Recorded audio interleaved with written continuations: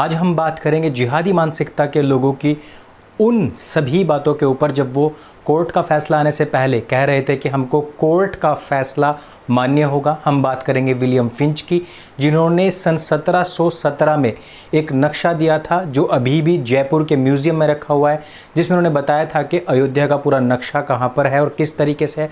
बात करेंगे बाबरी मस्जिद जो विध्वंस जिसका हुआ है उसके पूरे स्ट्रक्चर के ऊपर, और बात करेंगे हम ममता बगदीदी के पश्चिम बंगाल राज्य की, जहाँ पर श्री राम का नाम लेने, भगवा झंडा लगाने मात्र से ही बलवा मच गया है और एक बार फिर से सेक्युलरिज्म खतरे में आ गया है। इस वीडियो को अंत तक अवश्य देखें, ये वीडियो बहुत महत्वपूर्ण होने वाला है।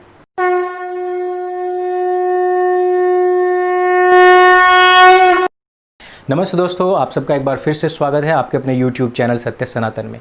सबसे पहले मैं बात करूंगा विलियम फिंच की, एक ऐसे इतिहासकार जिन्होंने अयोध्या का दौरा किया सन 1717 में, और उस समय पर उन्होंने पूरे अयोध्या का एक पूरा मैप बना करके दिया, जिसमें उन्होंने मंदिर को यथावत स्थान दिया है और उसका बाकायदा नक्शा बना करके रखा है, जो कि अभी भी आपको जयपुर के म्यूज़ियम में मिल जाएगा। दूसरी सबसे बड़ी बात कि अभी तक हम एक व्यक्ति को देख रहे थे जो कह रहा था कि मैं बाबर का वंशज हूँ, जिसका कि हम पश्चाताप करना चाहते हैं और सबसे पहले सोने की ईंट मैं जा करके रखूँगा। वो हमें कहीं से लेकर कहीं तक भूमि पूजन या उसके आसपास दिखाई भी नहीं दिया, और जब से ये जो कोर्ट का फैसला आया तब से वो कहीं भी दिखाई नहीं दिया है व्यक्ति। किसी को यदि उनका कोई सुराग मिला हो तो हमें भी बताएं। दूसरी तरफ जब सुप्रीम कोर्ट में ये बात आई कि श्री रामचंद्र जी के वंशज क्या कहीं पर हैं, तो उनकी पूरी की पूरी वंशावली भी दी गई थी और साथ ही साथ उनके जो वंशज हैं वो भी प्रस्तुत हुए थे और उन्होंने अपनी तरफ से जो गवाही देनी थी वो भी दी थी। बात करते हैं थोड़ी सी इतिहास के बारे में। विलियम फिंच इस पूरे नक्शे में कहीं से लेकर के कहीं तक भी इस बात को प्रकट नहीं करते हैं कि वहाँ पर कोई बाबरी मस्जिद नाम की चीज़ रही भी थी। आप लोगों ने भी देखा होगा कि हाल फिलहाल जो मुसलमान कह रहे हैं कि वहाँ पर मस्जिद थी है और रहेगी, क्योंकि वहाँ पर 1889 तक सुप्रीम कोर्ट ने तथाकथित तौर पर माना है कि वहाँ पर नमाज पढ़ती जाती रही है। उससे पहले का इतिहास यदि हमें जानना हो, क्या इससे पहले धरती नहीं थी, भारत नहीं था, क्या उससे पहले ये स्थान ही नहीं था, अयोध्या शहर क्या उसके बाद ही यहाँ पर टपका है? यदि हम उससे पहले जाएंगे तो वहाँ पर जन्मभूमि नाम से इंगित करते हुए ही इसको हर जगह स्थान दिया गया है, जिसका मैं जिक्र बार बार कर रहा हूँ विलियम फिंच का। यदि हम इस 1717 के बाद का हिसाब किताब देखते हैं और ये 1880 के दौरान के आसपास देखते हैं, तो ही हम पाते हैं कि इसके स्ट्रक्चर के ऊपर की तरफ जो है वो गुंबद हमें दिखाई देता है। यानी कि जिस समय पर, मैं इस बात को कई बार कह चुका हूं कि 7,35,000 से अधिक का रिकॉर्ड है जिन लोगों ने इस भारतवर्ष की आज़ादी के लिए अपने प्राण न्योछावर किए, लेकिन अशफाक उल्लाह खान जी के अलावा ये किसी का भी नाम नहीं गिनवा पाते। और मैं बता चुका हूं कि अशफाक उल्लाह खान जी भी राम प्रसाद जी, जो कि आर्य समाज से संबंध रखते थे, हमेशा आर्य समाज में रहते थे और हवन आदि किया करते थे, उनके परम मित्र थे। और अशफाक उल्लाह खान जी इस बात पर अफसोस जताते थे कि वो मुसलमान हैं, काश कि वो हिंदू होते और बार बार जन्म लेकर के इस धरा के लिए, इस भारत भूमि के लिए बार बार मरने का सौभाग्य उनको प्राप्त होता। ये वो स्वयं कहते हैं। यही बात मैं पहले बता चुका हूं कि 1857 जब पूरा का पूरा देश अंग्रेजी हुकूमत के खिलाफ लड़ाई लड़ रहा था, उस समय पर ये देवबंद में दारुल उलूम की स्थापना कर रहे थे, और इधर इन्होंने अवध में जाकर के, अयोध्या में जाकर के, वहाँ का उस टाइम का जो शासन सत्ता थी वो मुसलमानों के हाथ में थी। तो इन लोगों ने क्या किया कि उसी दौरान जब पूरा देश अंग्रेजों से लड़ रहा था, इन्होंने क्या किया कि वो जो जन्मभूमि स्थान था, जन्मभूमि स्थान के ऊपर से तोड़ करके वहाँ पर गुंबद का निर्माण कर दिया है। विलियम फिंच की पूरी रिसर्च इस बात की तरफ इंगित करती है। दूसरी बात के ऊपर चलते हैं कि जहाँ पर भी कोई मस्जिद होती है वहाँ पर कोई मीनार होती है, और मीनार के ऊपर कुछ इस तरीके का स्थान होता है कि जहाँ से वो अजान आदि दे सकें। यदि आप इस स्थान को देखते हैं तो यहाँ पर आपको कहीं पर भी कोई भी मीनार, जिस टाइम पर इसका विध्वंस हुआ और उससे पहले भी जब दरवाजे इसके खुलवाए गए थे, उस समय पर भी यहाँ पर कोई मीनार नहीं थी। जबकि आप देखेंगे कि कोई भी मस्जिद हो, यहाँ से लेकर के वहाँ तक, यानी कि अरब तक कोई भी मस्जिद हो, तो वहाँ पर मीनारें आपको अवश्य मिलेंगी, लेकिन यहाँ पर विध्वंस के नाम पर मीनार का कोई भी नामो निशान नहीं था। अर्थात ये कोई और स्ट्रक्चर था, पूर्व में एक स्ट्रक्चर था जिसको कि तोड़ करके ये बनाया गया है एक मस्जिद, यानी कि गुंबद नुमा, इसको ऊपर का स्ट्रक्चर चेंज करके दिया गया है। इस तरीके की बहुत सारी ऐसी मस्जिदें आज की मस्जिदें हैं जिनके नीचे की जो दीवारें हैं वो मंदिर की हैं, जिनके ऊपर मूर्तियाँ उकेरी गई हैं और ऊपर से उनको फोड़ करके गुंबद बनाया गया है, सिर्फ पहचान दी गई है। इसी प्रकार से जिस प्रकार से भगवान जी तो सबको सनातनी पैदा करते हैं, लेकिन ये थोड़ी सी काट छांट करके उसमें गुंबद निकाल देते हैं और वो गुंबद जो निकलती है उसी से इसकी पहचान मुसलमान के रूप में बना दी जाती है।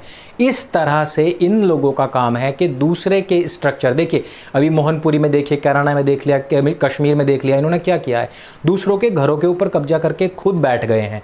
तो ये बनाना इनके कुछ बस का होता नहीं है। ये दूसरों के बिलों में, जिस प्रकार से सांप होता है, जहरीला होता है सांप, वो दूसरों के बिलों में से लोगों को मार करके भगा देता है, खा जाता है, काट लेता है और उसमें निवास करता है। सर्प जो है वो कभी भी बिल नहीं खोदता है। इसी प्रकार से यह जहरीली कौम भी कभी अपने नाम से कोई स्ट्रक्चर तैयार नहीं करती है और ये दूसरों के बिलों में रहना ही पसंद करती है। जब तक आप चूहा बने रहेंगे तब तक ये जहरीले सांप बने रहेंगे। जिस दिन आप नेवला या मोर बन गए उस दिन इनके पीछे झाड़ू डाल के आप इनका मोर बना सकते हैं।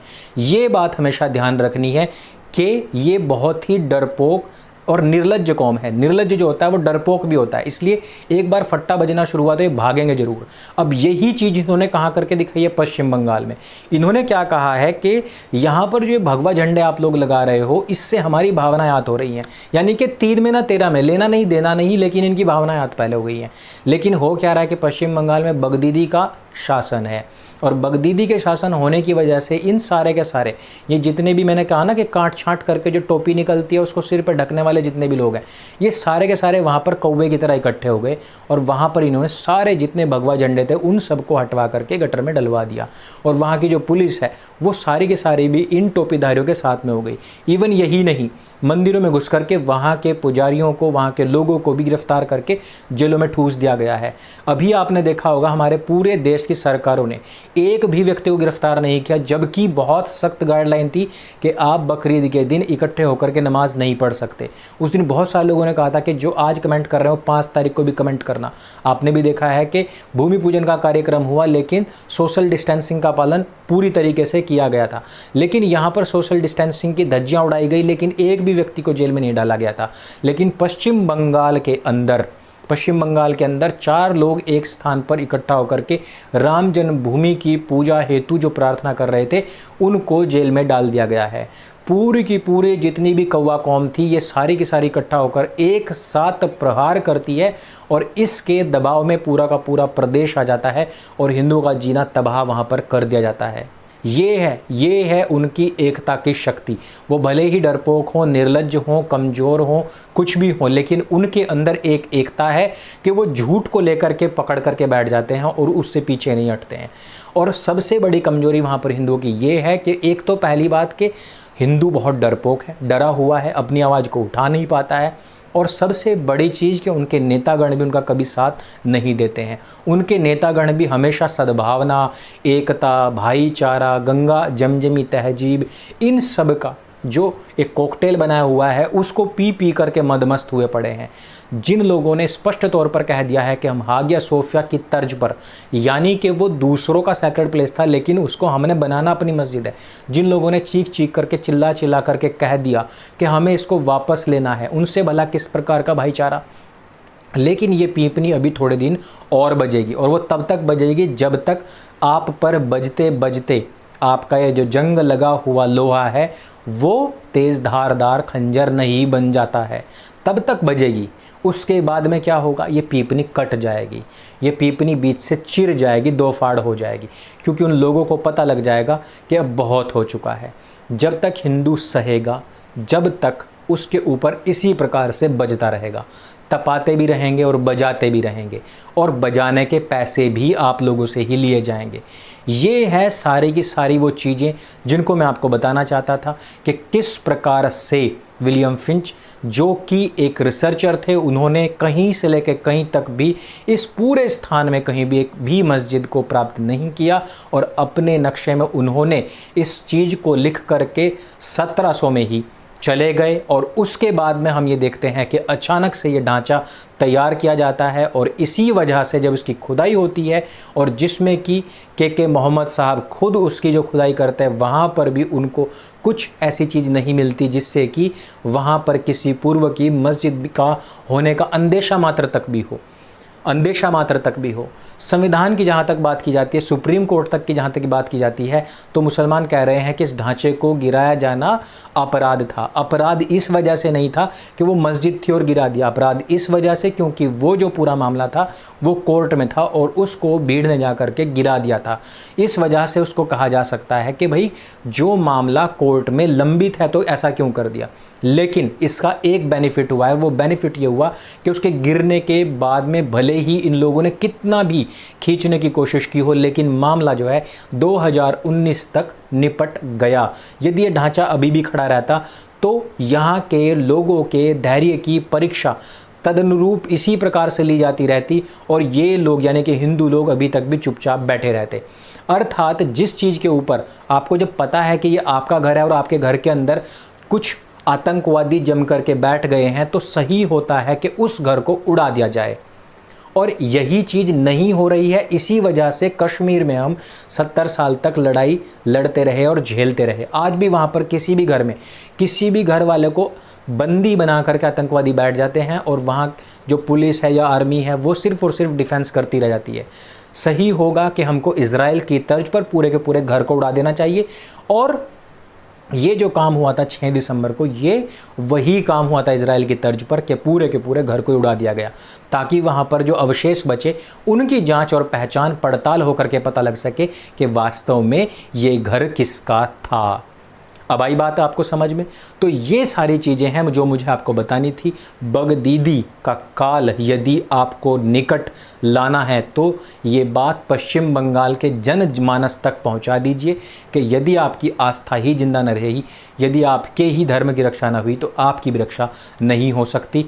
और इस वजह से सही फैसला लेने का वक्त आ चुका है। इस वजह से अपने बुद्धि और विवेक को अपने संपर्क में रखते हुए आगे आने वाले समय का फैसला करें। इस वीडियो में सिर्फ इतना ही। मेरे संग बोली सत्य सनातन वैदिक धर्म की जय। जय हिंद, वंदे मातरम।